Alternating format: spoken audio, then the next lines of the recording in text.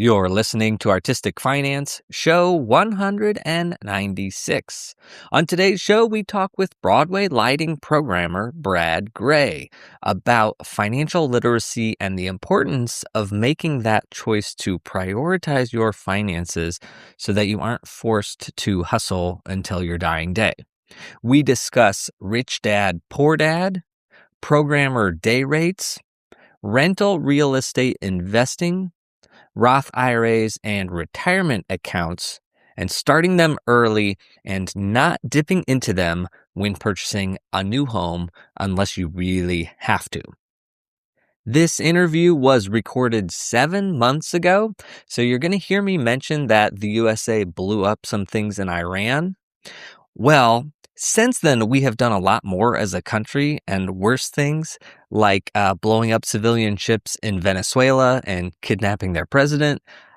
We are trying to take over Greenland and maybe disband NATO. And then, of course, we are letting our immigration officers kill U.S. citizens. But amongst all that, Iran is also back in the news because economic issues there have caused protesting in the streets, and their government has shut down internet access, and they are killing their own citizens. And there's reports that 4,500 casualties are existing so far. Now, obviously, with no internet, it's hard to know if that number is accurate. Could be higher, could be less, hopefully. But anyway, our president has threatened military action over there. So we will see what happens.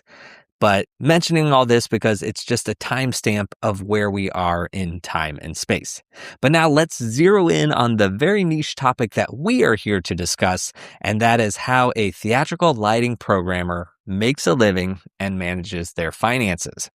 You can find links to everything we discuss in the show notes or at artisticfinance.com/196. Without further ado, let's get to the show.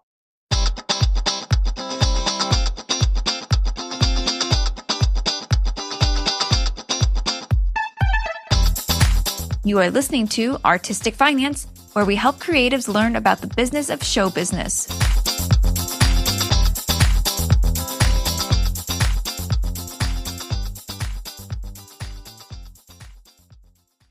Welcome and thank you for listening. I am your host, Ethan Steinmal, broadcasting out of Lake St. Louis, Missouri. We are recording this on June 22nd, 2025, and the biggest news is that the United States blew up some stuff in Iran. So that's going on. And today I welcome lighting programmer Brad Gray to the show. Welcome, Brad. Hi, Ethan. Thanks for having me. Okay, Brad, where are you broadcasting from? I am in my home in Randolph, New Jersey. So close to the Pennsylvania border, but about an hour and a half outside of the city. Amazing.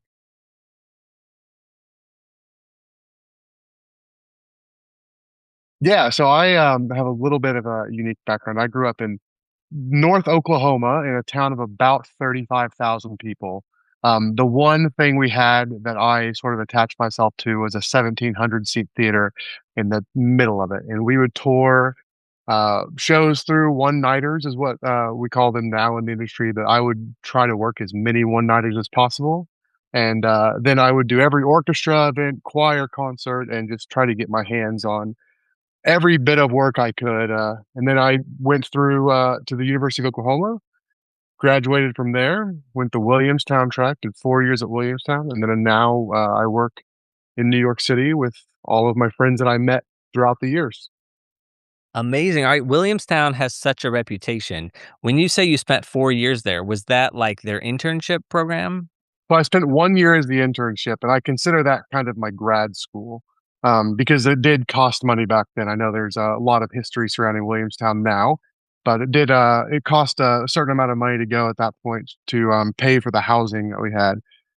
And I consider that at that time to justify the cost of my grad school. I knew I'd meet certain people. I also knew that what my limitations were, that I was from a town of 35,000 and I knew absolutely no one. So this was an opportunity to get my foot in the door, meet at least 4 or 5 people from New York. And actually that internship ended up paying for itself. So after that, I returned as staff member, the master electrician from one of the theaters. the Nico stage, and then I followed 2 summers after that as the production electrician before moving to New York full time. Got it. Okay. And then also, I love that you said the town was 35,000 people, but had a theater that was 1,700 seats. That seems disproportionate. Yeah, it is. It is. It's a historic theater. I believe it's Frank Lloyd Wright. I'll have to get back to you on that. But it's a historic theater, and they only do events like that, 1 or 2 events, a week, maybe 6 or 7 a month at max. Amazing. And also, I don't have any ties to Oklahoma except that I listen to podcasts, and one that I don't really talk about on this show because it's not themed about this show, so it's totally irrelevant. But the guy broadcasts out of Tulsa, Oklahoma. 35 minutes north is where I'm from. All right. What is a live event that you like to experience as an audience member?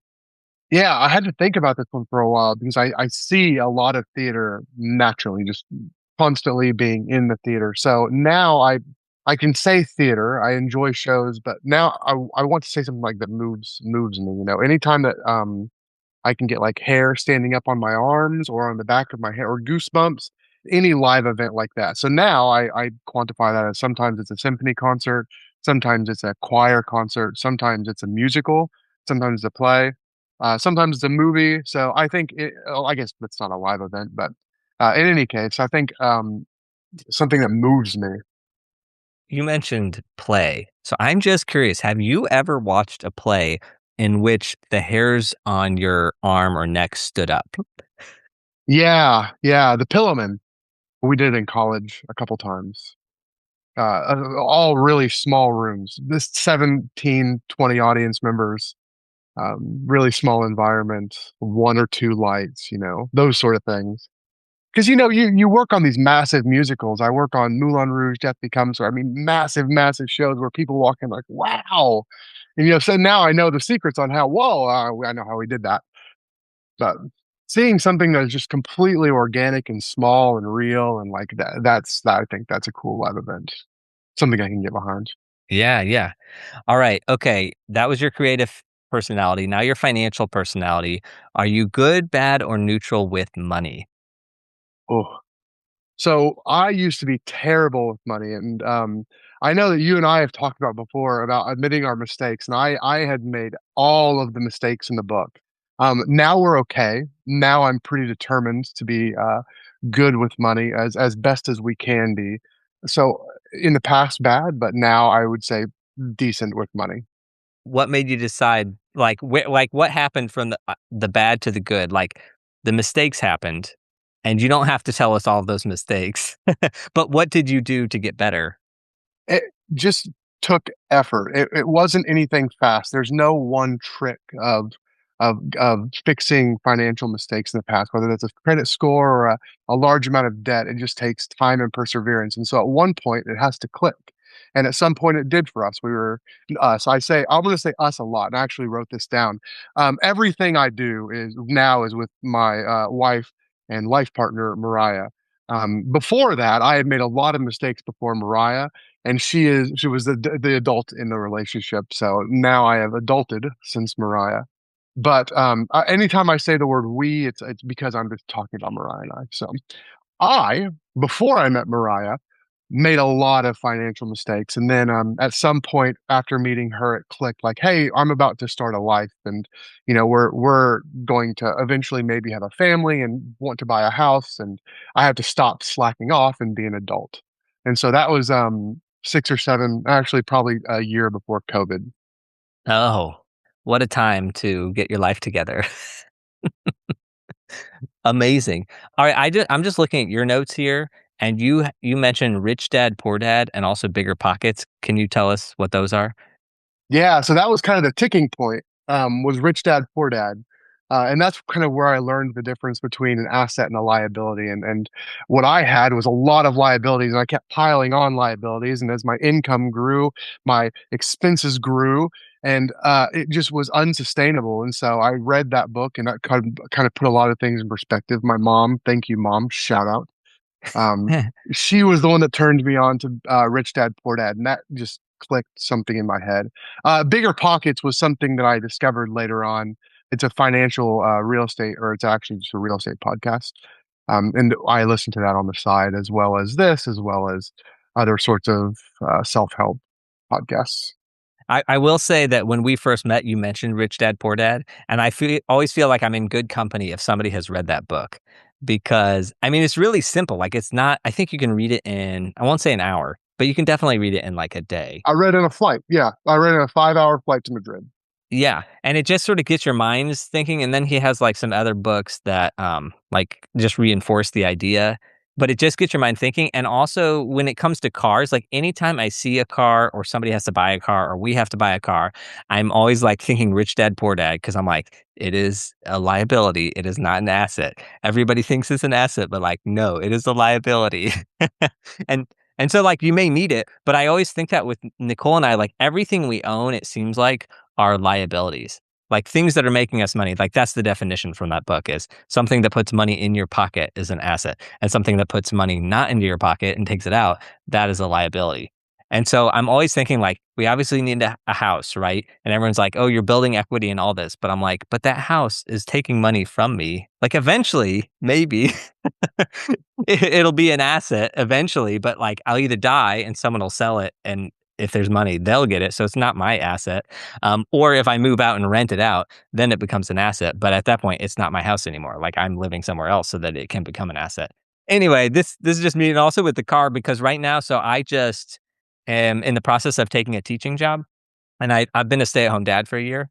We think we need to buy a second car because we're like, well, for safety reasons, like if I'm out and then Nicole needs to take toddler somewhere, but like we just don't want to because we're like, it's just another liability that we have to deal with. But anyway, sorry for that tangent. No, no, I loved it. And I will say I'm not a big reader. This was the first book I read since college. So 8 or 9 years after college. And my mom said, you should read this. You know, you are going down a path where in 30 years, you're going to keep having to work and you don't want to work in 30 years. You want to be able to retire. So she said, you should read this. I know you don't read. I don't read well. I had to audiobook it and read it at the same time on a flight. Yeah, I say I've read it, but I audiobooked it, which I count. Absolutely. Absolutely. Another thing I took away from it too is like he's like, life is the game of Monopoly. Like it's not that complicated. Basically, it's like how Monopoly works, which is like you buy your houses and then your hotels and like you move on and you just get bigger. That's really all there is to it. Like to be realistic, like if you want to play capitalism, it's as simple as that and you just have to do it. You can't not do that. Anyway, yeah, I don't think we've done a book review of that book, of which is one we totally should, but anyway. Um, Also in your notes, you had written down COVID. Yeah. So, again, going back to some of the mistakes, I had gotten myself in a pretty significant amount of debt up until that year point where I was realized that you can call it what $100,000 in debt. Let's call it that. I know there's more, there's less, and some $100,000 may seem like a lot to some people. It may seem like a little amount of money, but we had gotten in an amount of debt that we had to dig ourselves out of. In COVID, we had bought our house, and 6 months later, COVID hit, and so Mariah and I were talking to each other, and we decided, hey, we could. We didn't know when COVID was in. First, it was we're gonna 2 weeks and we're back in the theater, and then it was 4 weeks, and then we're back in the theater, and then it was a month, and so we kept deciding, okay, well we can use this amount of savings, and we could use this amount of savings, and eventually we got to the point where like, we could use all our life savings or we could sell it and move. And so we made the tough decision, 6 months into our first home together, to sell it. And it was at that point where, everybody had gone through, it was about 2 or 3 months into the pandemic. So people were starting to get close to their families. We now knew we were in it for the long haul. We moved back to Oklahoma and lived with my parents for 6 months in the top of their barn in a studio apartment with our 65-pound golden retriever and us. It wasn't as bad as it sounds, but we lived there for 6 months. We're very fortunate to have that space. They actually put, I think, $10,000 into it and renovated it for us. They put floors in, redid the bathroom. After that, 6 months later, I had got a job at a tire shop. I knew I had to have some sort of income. It's not glorious, but I was very fortunate enough to have friends who put me in a management position early, and they gave me a job at a tire shop. We ended up buying our first house on an FHA loan, and then eventually we turned that house into a rental. Again, following the rich dad, poor dad mindset, I said, okay, I could buy this now. We're going to live here for a year. Pandemic might last longer, might last less, but a year. And then we could figure out what we're going to do with it. It was, I think, $112,000 house. I know that's crazy around New Jersey and New York, all of you listening up there. But we bought that house and we still have that house. And I think, if we ever need to fall back on it, we can. Well, wait, I don't know if I can jump in here and just interrupt you here, but can I ask, you mentioned FHA loan. What is that? Yeah, so an FHA loan is a government-backed loan, and it allows you to put kind of a lower down payment on a house. So we were able to put only 3.5% down on a $12,000 house. So that's roughly around five or $6,000 total to get into the house, to move into the house. There are some caveats with an FHA loan. So one, you have PMI on your loan, which is private mortgage insurance. So that's about $25 a month on that particular property. And you also have to live there for a year. You have to be a resident or you have to live in the house for a year. You can't buy it on an FHA loan and then turn around and rent it to renters a month later. I think you have to be a resident for a year. I swear I was listening to you 100%, but somehow that jumped over me. Did you say $12,000 For which for your house? 112.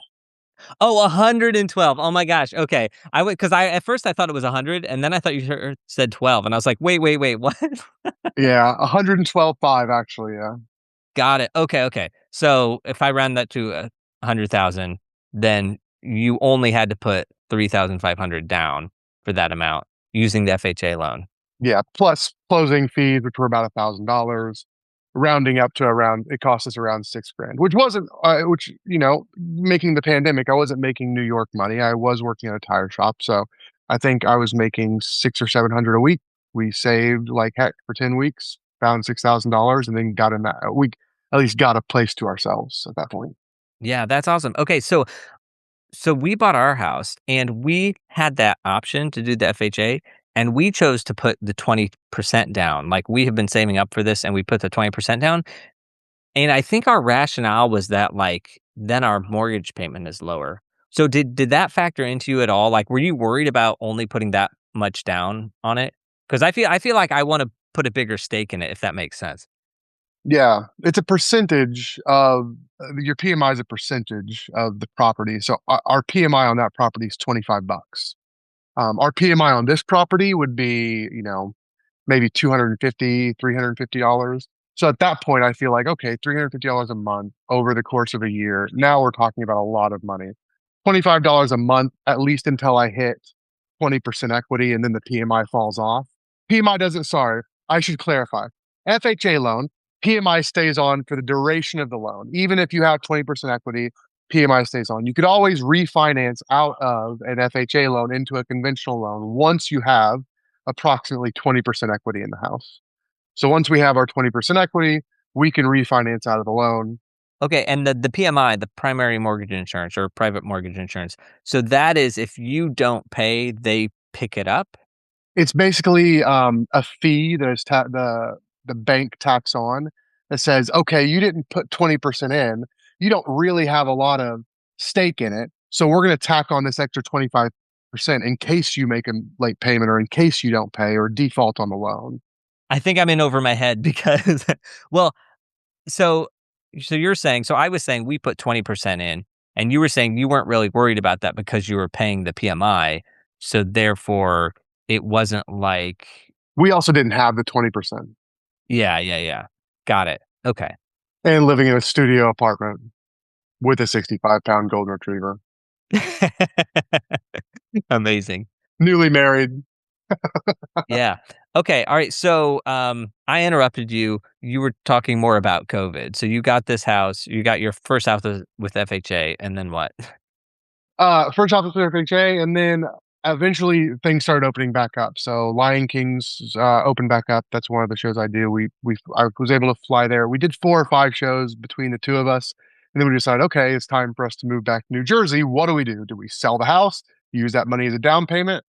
No, we're going to take 5%, use a conventional loan and buy another house in New Jersey, and we'll put renters in our old house. And that was our first time doing that. And that was a big decision. Like, who's going to manage the rental? How much time is it going to take? Are we going to be able to do it remotely? And so eventually we decided yes to all of those things. Reluctantly, yes. Now we're a little bit more stable with it. And then bought our house here in Jersey. Now this is our primary residence. Got it. Okay. So you got work again, moved back to New Jersey, New York, and then you started renting that house. So you're still paying that loan just like you were when you first took it out, paying it off, and then the renters, you presumably you have renters in there paying you, and you then pay the mortgage and all the expenses. Yeah, they've been there for 4 years. Great people. And then I pay everything. They pay their own water, city, electric, all that stuff. It is a full house. Got it. I foresee a future episode in which we delve into that more. um, because I'm very impressed that you're managing it yourself from afar. All right, so let's rewind a little bit. Before your career, when you were growing up, did you have good financial examples to learn from? Yeah, we were broke. So whether that's an example, a good example or a bad example, it's an example nonetheless, right? And it's nothing to be ashamed of. It's just what it was. And so, for example, I qualified for a full ride scholarship to college because of how little we made 1 year.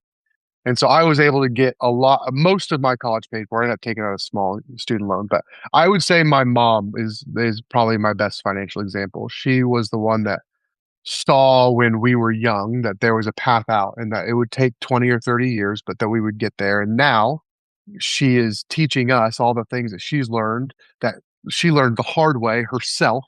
So I'm very thankful to have her as a financial example. And my grandma Pat. I should say that. My grandma Pat's a really good example. Thank you, Thanks, Grandma Grandma. Pat. Thank you, Mom. Yeah, thanks, Grandma. Thanks, Mom. That's awesome. I mean, the fact that your mom gave you Rich Dad Poor Dad to read, I'm so impressed that one, she gave it to you, but two, that she just randomly gave it to you. Like she didn't rush it to you in college, but just at some point she's like, "Hey, you need to read this." It's hard, right? Because it's all about timing. If I would have read that at the wrong time, I could have, this is dumb.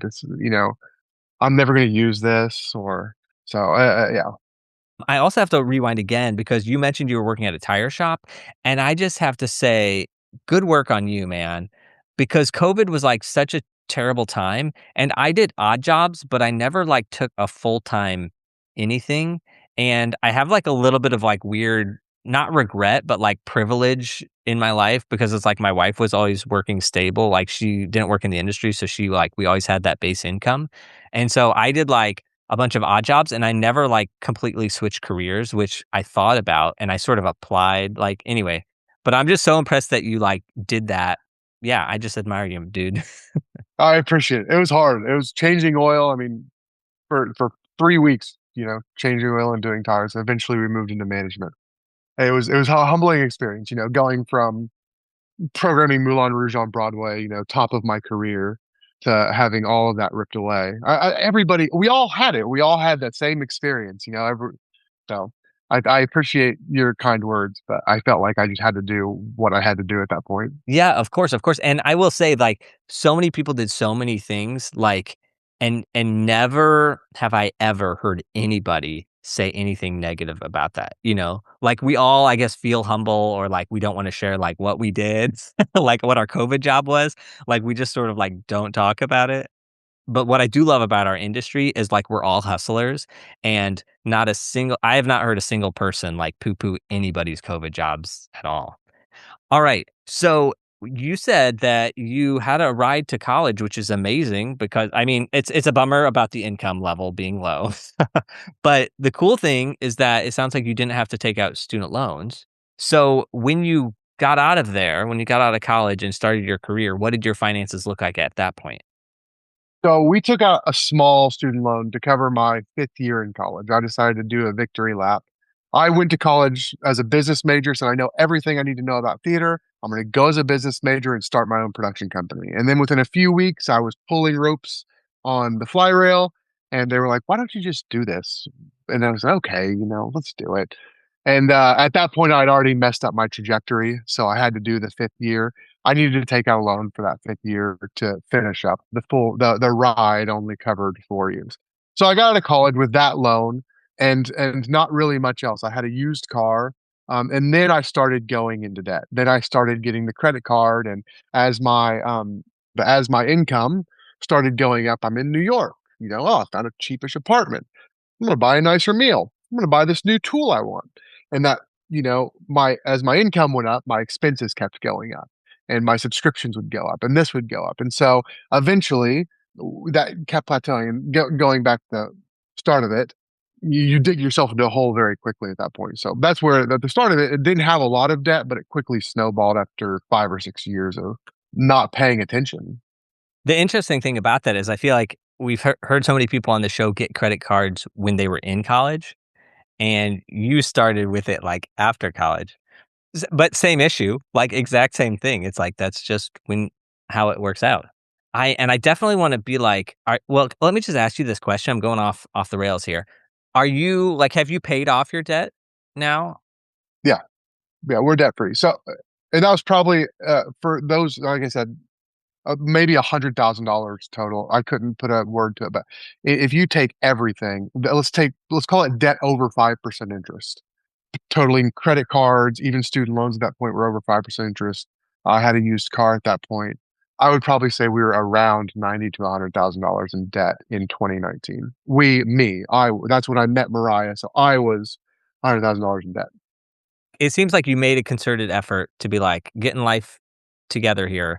How long did it take you to get rid of it all? Maybe 6 to 8 months. I threw everything at it. So I kind of stopped. I canceled every subscription I had, hard shutdown. Or cold turkey is a good way to put it. And then I paid off as much debt as I could, getting it down to probably around 30 or $40,000. But then we started making other financial mistakes, right? It's not one thing that really sets you down the road. Because then, like I said, we bought a house, and I was still in debt when we bought the house. So here's another mistake for your listeners, Ethan. I pulled out my IATSE annuity to put a down payment on a house because I was like, this is going to be a great investment. I can only pull this money out for a various number of reasons, one of which is by default on my house, and one of which is if I want to pull out money for a down payment on my first primary residence. And so that's what we were doing. It was our first primary residence. We pulled it out. 6 months later, sold the house because COVID. So really bad timing on that. But eventually you just kind of grow yourself. You say, okay, wow, that was a mistake. That's our lowest of low. I've got no savings now. We have a house. COVID hit, and we're just now to a point where we have maybe $30,000 to $20,000 in debt. Yeah. So just to clarify, so the mistake about pulling out of the annuity was that or like, if you were to do it again, what would you have done? Saved for the down payment. Left the annuity alone. Yeah. If the annuity is sitting there growing, you don't need to touch it. Got it. All right. All right. Noted. All right. Because I don't think we've actually ever talked about that on the show before. Pulling out of the annuity or the retirement account in order to pay for your very first home. Yeah, there's several reasons. There's 6 or 7 reasons. I know one of them is your first home. If you're about to default on a payment, if you're about to default on your mortgage, I know that you can pull some out of your annuity as well. Yeah. Do you have to pay it back? I don't know. I think you could draw out the principal. I don't think you could draw out the interest. I think you could draw out the principal without paying it back. And again, very specific reasons. Yeah, because I always thought you had to pay it back. Anyway, tangent. Future episode. Yeah, I was gonna say I Um, wrote it down too. okay. All right. So now today, do you worry or do you think about money on a daily basis? Every day. Less worrying, but I still think about it every day. How we're doing on budgeting this week. How can we be better? Why did we eat out 6 times last week? How can we make that 3 times this week? Especially now I'm taking a new job. We can talk about that on a future episode, but that job comes with a pretty significant pay cut, about $100,000 a year pay cut. And so Mariah and I, when deciding to take this job, looked at our finances and said, okay, what was our worst year ever? Where can we afford to go? If I'm working like a madman right now, I don't want to do that my whole life. And so, where do we go? And we had to look at our finances pretty closely to decide what that number was. Got it. Do you have, I think the answer to this is no other than mortgages, but do you have any debts right now? One, we have a car. So we did it once we had a kid. We had a Prius that was a 2007 Prius, completely paid for, that we had bought for like $3,000. We sold that because I just felt like we needed something safer. So we have a car. We pay it's about a $400 a month payment. We pay $700 a month on it, and it's on a 4-year note. It'll be paid off in another 8 months. So we're very aggressively paying it down. Wow, okay. Yeah, we have a car payment, and, we're not aggressively, we're just on schedule. Um, but part of me, like, does have a regret. I'm like, "Oh, maybe we should have, like, got a worse car." Anyway, car payment is one of my regrets, and so it's on my list too of, like, I gotta raise that one up. Do you consider it bad debt? Yes, I do. Just because I don't foresee it because its purpose is to help us get around. And yes, sometimes that is getting around to work, but so, I mean, there's justification in there, but overall, I feel like we coulda gone with a less expensive car. We also bought a new car, and part of that was, like, we were new parents, and we're just like, "We need something reliable and, like, that cannot fail," and that was our, like, logic at the time. If we had just, like, taken a moment outside of ourselves to, like, look over and be like, "You can get a lot of used cars that are very reliable." Oh, sure. Yeah. Yeah, but also, I think it's also on our mind because we're looking into it, maybe getting another one, and this one, I'm like, "We're getting used, pay for cash, maybe pay in cash, like, that'd probably be a good idea." So, we'll see. Alright, so do you or have you ever used a budget? It's hard. No, I haven't, and we're about to. I've wanted to for so long. But it's really hard. I never know I don't know if I'm employed in 6 months. So this is the first time I've ever had a steady income. I know every 2 weeks what the number is going to be. And now I can put it into a spreadsheet. We have a rough budget. I know that I have to make a minimum of this to be able to put in what we need to put in on all of our columns. Anything above that is extra. So, I mean, we do have a budget, but we never know. It could be, it's on an average, I guess, averages out. Well, we haven't either, just for the record. Okay, what is a really good financial thing that you have done that other people could learn from? Oh, ooh. I'd say Roth IRA. My grandma, and I didn't do this. Grandma Pat, thanks, Grandma, opened a Roth IRA for me when I was 18 years old and put $1,000 in it. And then I had to find the other $2,000 to be able to invest it in something. But we did that pretty quick. And then it took a few years off in between. I didn't put anything into it. It went through college. I didn't put anything into it, but it kind of just grew and it was there. And I knew it was there. And then when I was 25, I started putting things into it. And I think that probably her encouraging putting money into that and opening that for me and being like, that was the best financial move. Man, Grandma Pat is the best. Rock star, rock star.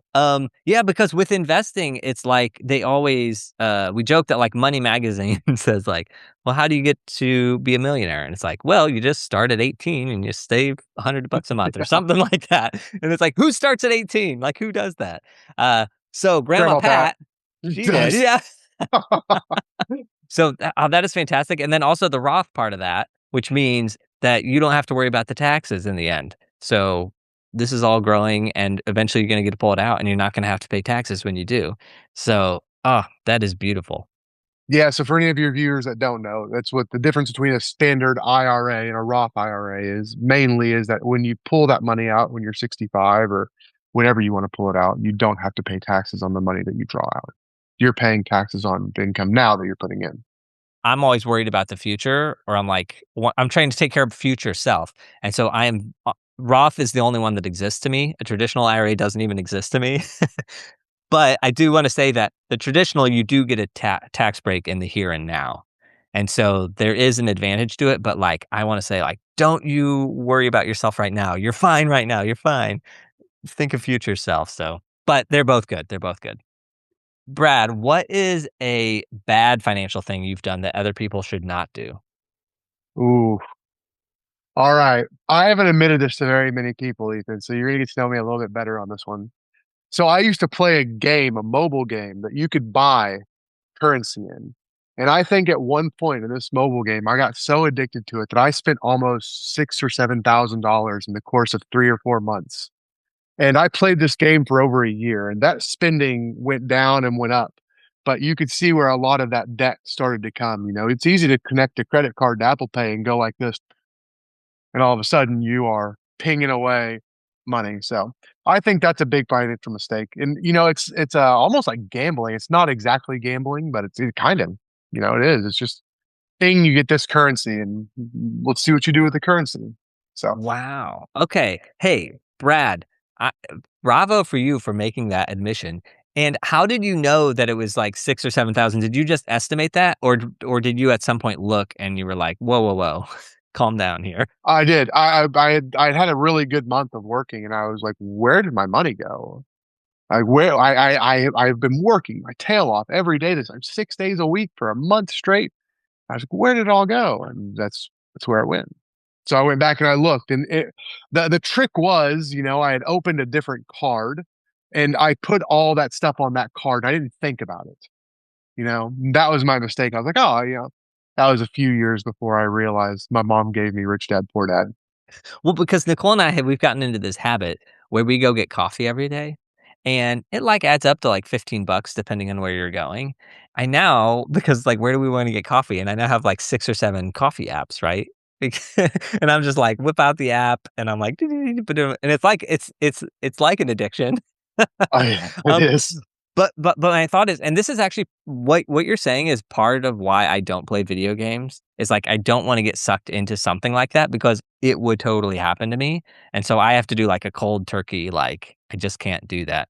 I have to go play a video game from, like, the '90s or something where it's like, that can't happen. Mario Brothers. Yeah, yeah, but, like, with the coffee, I'm like, "At least I get a coffee for it." Whereas, like, a game, it's like anyway, that's the only thing keeping me in the reality is, like, I at least yes, I'm spending $15 and shame on me, and we should have a little more self-control and blah, blah, blah, blah, blah, but also I at least get a coffee, so it's not like I'm a total, like, just throwing it into the universe. Yeah, sure. Some caffeine for a few hours. Um, working with other people, like other programmers or maybe designers that you work with, anything, or stagehands, whoever it is that you're working with, do you ever talk about pay or negotiate pay, like when you're figuring out what you're getting paid on a project? All the time. Yeah, it's so, and I know that I'm in a little bit of a unique field, because I'm a programmer, and so in the pink contract, there's a clause, I think it's like Article 13, that we're able to negotiate our contracts a little bit differently individually, as video and lighting programmers. So constantly having to talk to my colleagues about pay. What did you make on this last show? This show's about the same scale. Are we all charging the same thing? Is anybody undercharging? Is anybody overcharging?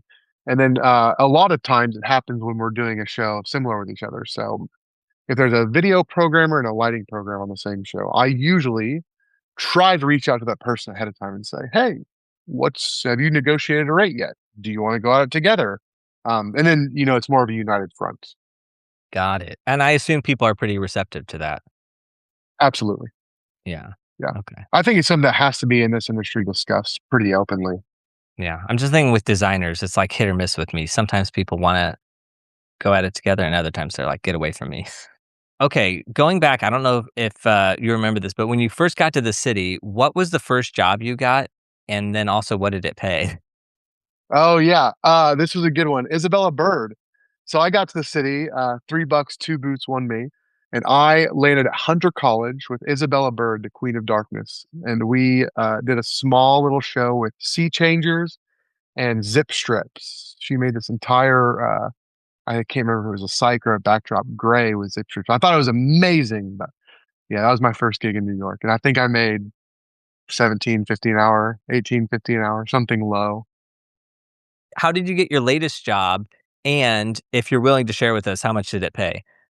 Latest job. So let's do, I would say Just in Time would be like the last big commercial project that I did. I got that job because I've known Justin Townsend for years. Him and I have worked on 20 or 30 projects together. So that's how I got the job. And that job paid about $900 a day. And just because I honestly don't know, when you have a day, like, is that just 24 hours of the day? Is that like if it's a 4-hour day or an 8-hour day or a 10-hour day, like, is it all the same? So it's a little bit different depending on what contract you're on. If you're on a local one contract, it's going to be different than if you're on a Broadway pink contract. And I was on a Broadway pink contract. And what that looks like is a 10-hour day. It basically equates to $90 an hour for a 10-hour day. Anything over that, we can go over that. You just tack on overtime.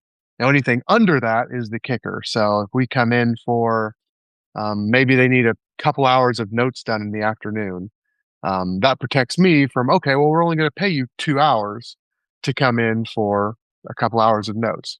It's a 10-hour day, regardless of whether I come in for an hour, 4 hours, 8 hours, 10 hours, or anything beyond it is overtime. Got it. And you mentioned local one contract would be different. Have you ever worked on one of those, and how would it be different, or do you know? I have, and it varies. So there's a few. There's the white contract versus whether you're on house payroll, getting paid hourly, and what rate you're making. They do overtime after 8 hours. They also have different rules about weekends. If you walk in on I believe it's a Sunday, you're automatically walking in at time and a half. So it's just the way the pay is structured, the way the benefits are structured. Benefits pay at a higher percentage. Okay. Which job of yours has been the best, or the most well compensated? I'd say longevity in a show. So the show that's paid me the most would either be probably Lion King or Moulin Rouge. Just because I've done so many of them. There's been so many repeat shows. I'd say probably Lion King. Okay. And are you doing like, is that Broadway? Is that tours? Is that sit downs? Like, is it everywhere? That's worldwide, yeah. Everywhere really except for Japan and London. I've touched the show file pretty much everywhere. I didn't do the original production. That was by a programmer named Alan Henderson, legend of a programmer.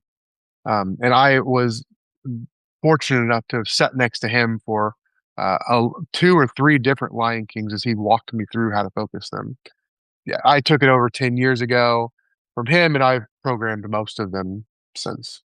Got it. Okay. And in your new life, as you're transitioning into not trying to not as work crazily as much, are you still going to be doing some theater shows, or are you going cold turkey on programming? I don't know. I imagine I'll be around. I have a pretty big influence in the EOS Broadway kind of that community, and I'm very willing to help. Jen Shriver said I'm just Broadway's best sub. So anytime somebody gets COVID, I'll walk in, help them out. I think as far as going to Germany or Singapore for 6 weeks and programming a new production or going to Australia and putting up a new tour, at that point right now in my life, well, I'll probably pass on those opportunities. Yeah, I totally relate because I am looking at this fall of like two times where I'm going to go out of town for like a week, maybe 9 days. And that's like pushing it for me. I can't go out that much. um, all right. Do you have an entity, a corporation, an LLC, anything like that? Nothing more than what the government says. Single sole proprietor LLC is what we are as individuals. Got it. But you didn't go out of your way to create something. No, we have an LLC that my parents have an LLC that I'm a part of that's does property management for my property, their properties, but other than for lighting, no. Got it. Cool. All right. So then W-2 and 1099 income, talking about the theater work, is that mostly W-2? It is now that kind of shifted over the years. When I was working for a cruise line, that was mostly 1099 work, and now pretty much is constantly W-2 work. Amazing. And do you file your own taxes? We don't. Trudy Durant out of New Jersey files our taxes. Got it. We've never heard that name. Oh wow, that's surprising. I'm just kidding. I'm just kidding. We have. Trudy's great people. So she's been doing my taxes for almost 10 years now. Amazing. Okay, cool. All right. Retirement plan. We know that you used to have an annuity, and maybe you still do. But what is your retirement plan, or what are all the parts of it? Yeah, the annuities bounced back. Don't worry, it's back. So we've got a few. We have my IATSE annuity. We have the local one annuity. Mariah has her actors equity, 40 or actors equity. I can't remember if it's a 401k or an IRA. I think it's a 401k. So those three, plus we each have a Roth.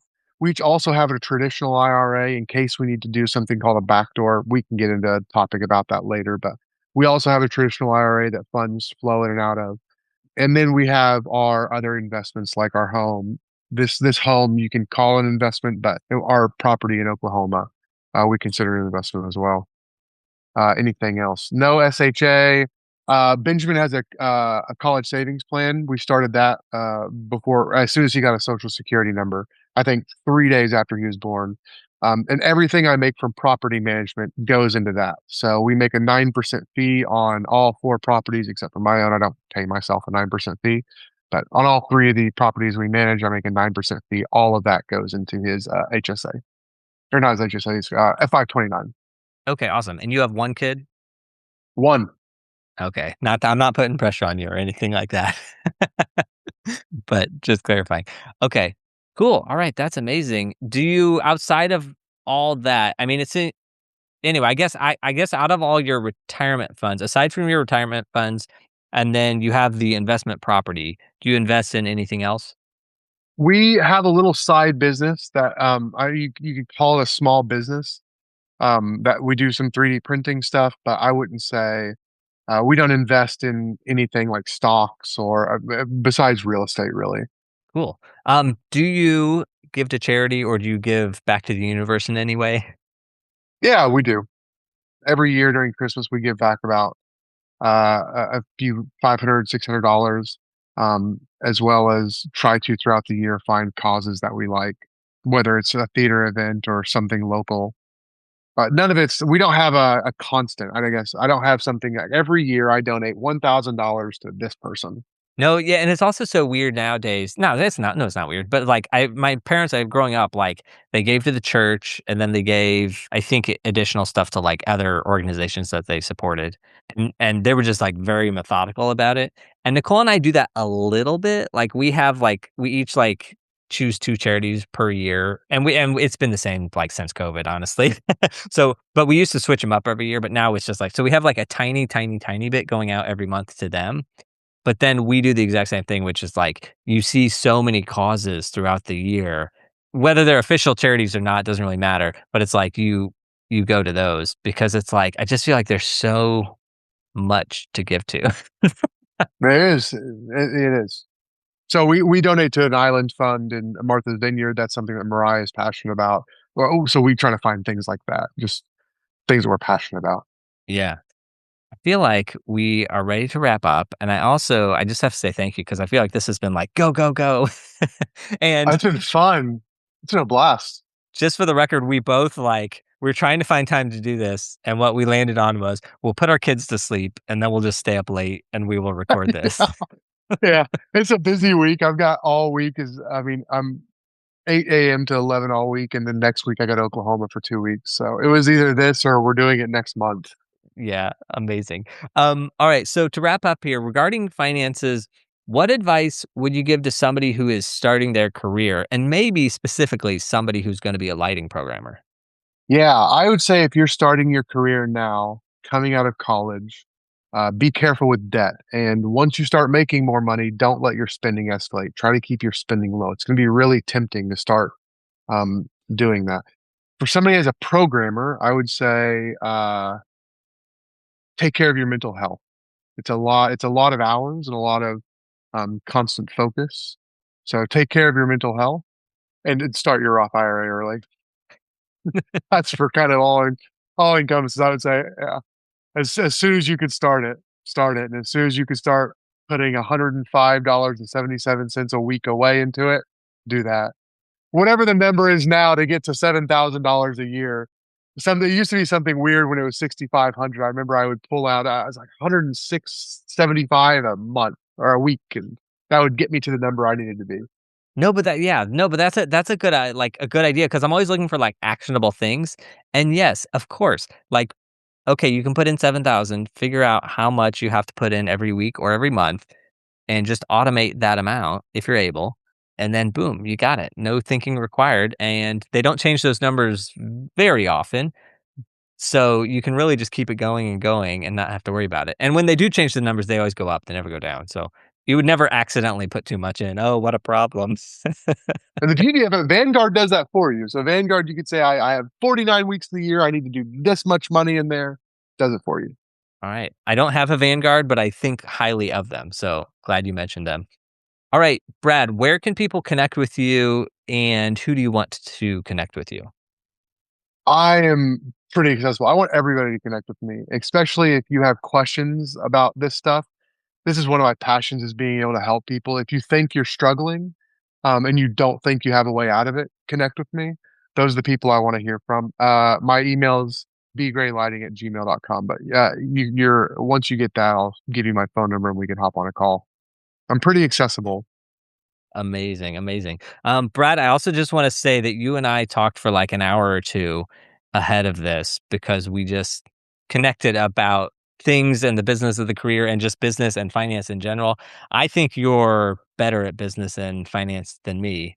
I don't agree with that. I've made a lot of mistakes. Me too, me too.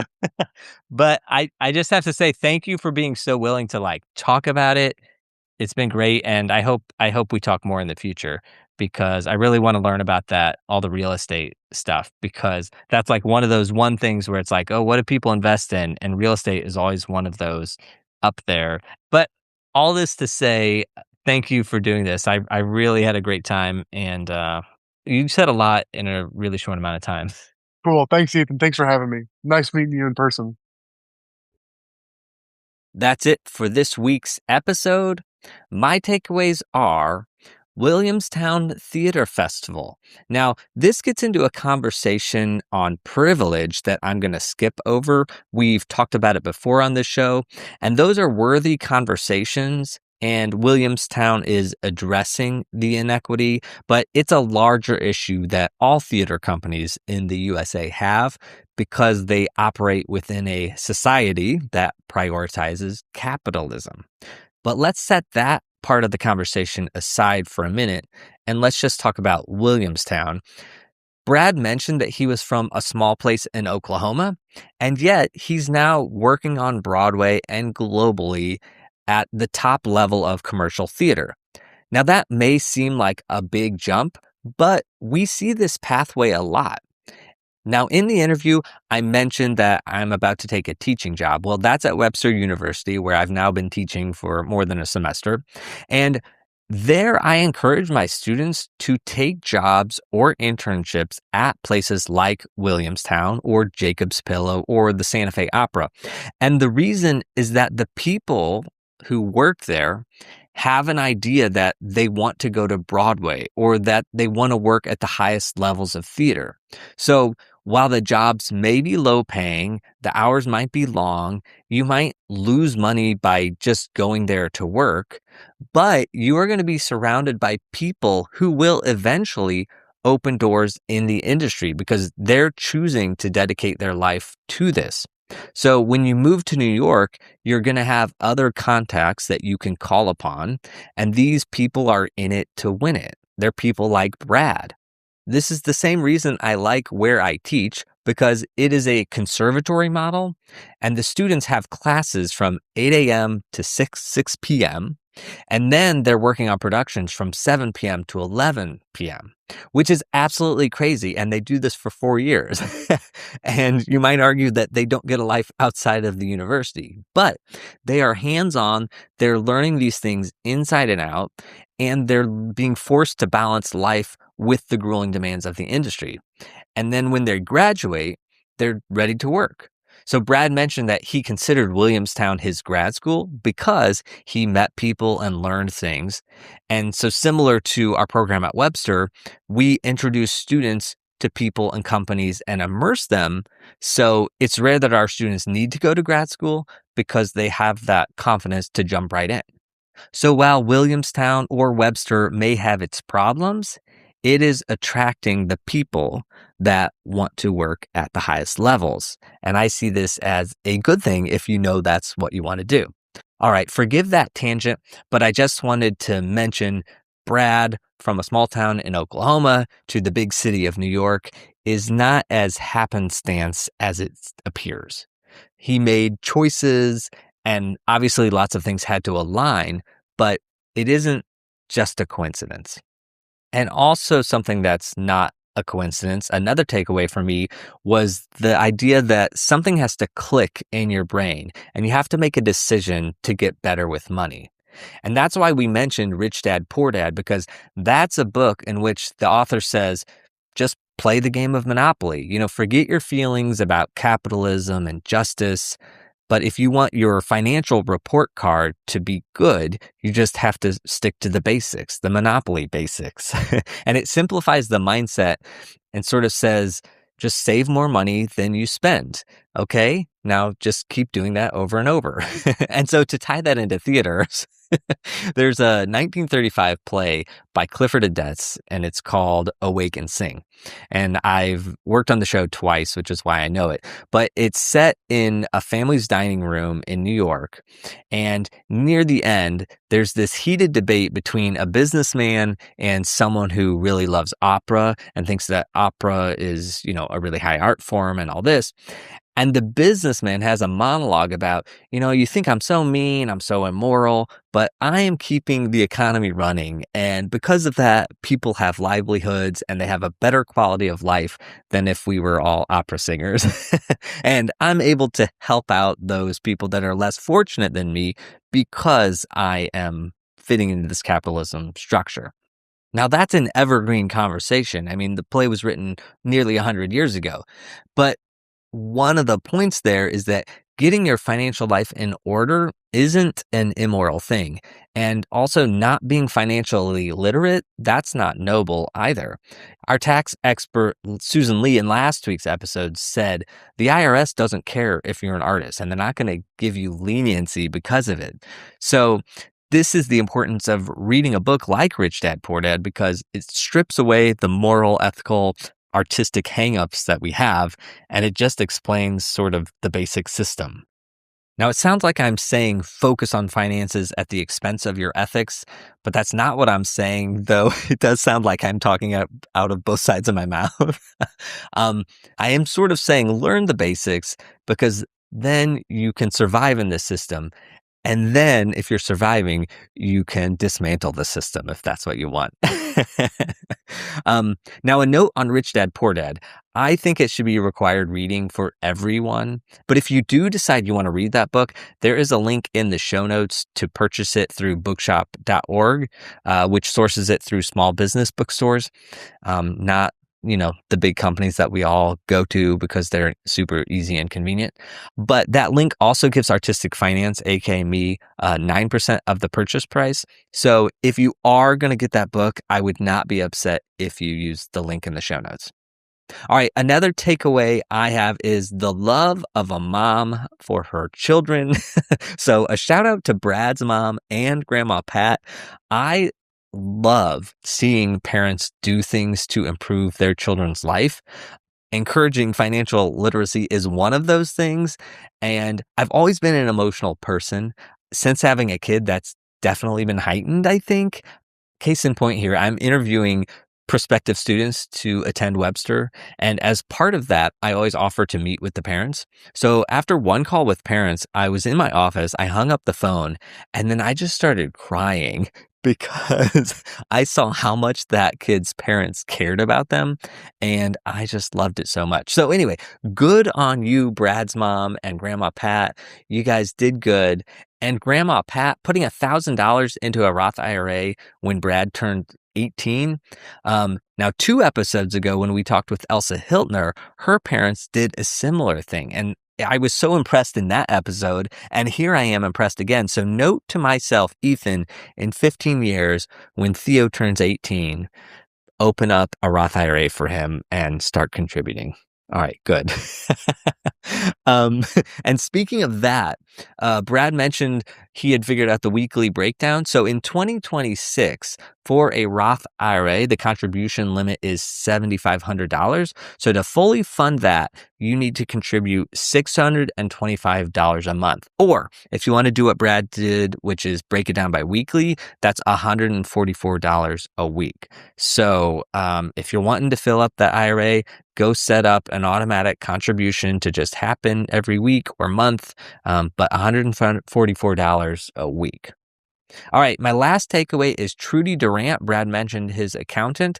So we have had several people on the show mention Trudy Durant does taxes in New York, New Jersey. I have a link to their website in the show notes.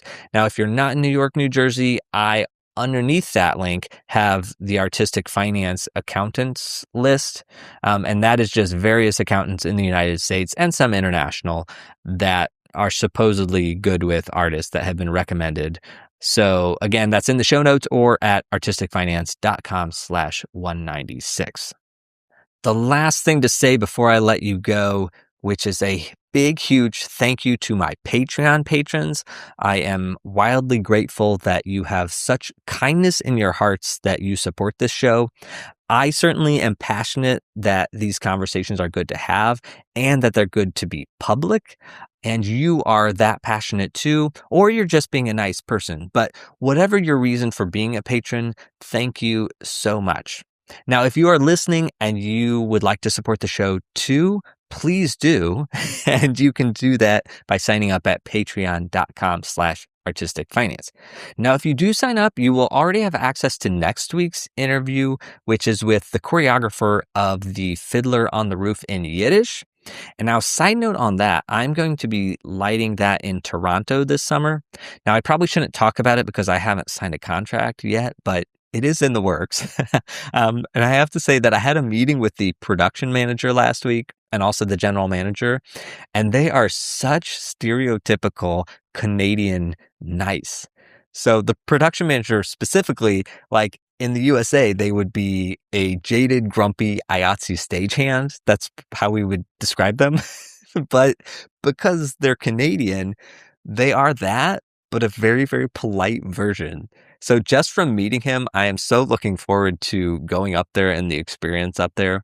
And then the GM also, who I've only met one time before on Zoom, but when I met them again for this meeting, they were acting like we were old friends and they were like, so good to see you and all this.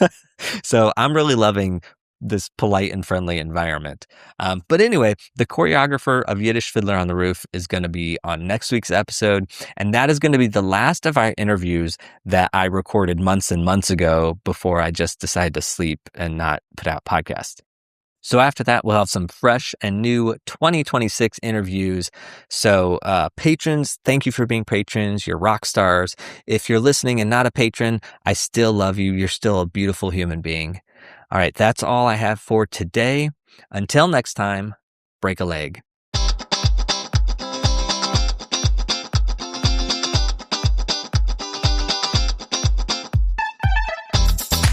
Thank you for listening to Artistic Finance, where we interview successful artists, leaders, and investors to help educate and inspire the creative community.